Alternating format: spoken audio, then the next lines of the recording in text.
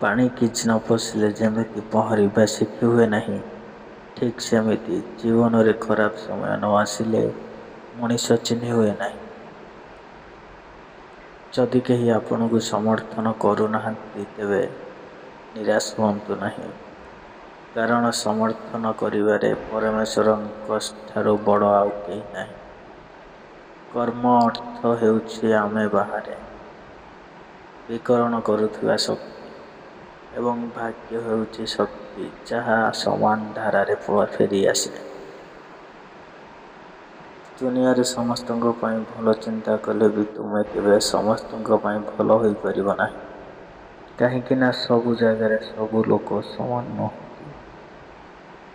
ଟଙ୍କା ଆଉ ସମୟ ଭିତରେ ସବୁଠାରୁ ବଡ଼ ଫରକ ହେଉଛି ଆପଣଙ୍କ ପାଖରେ କେତେ ଟଙ୍କା ଅଛି ଜାଣିପାରିବେ, କିନ୍ତୁ କେତେ ସମୟ ବାକି ଅଛି କେହି କହିପାରିବେ ନାହିଁ।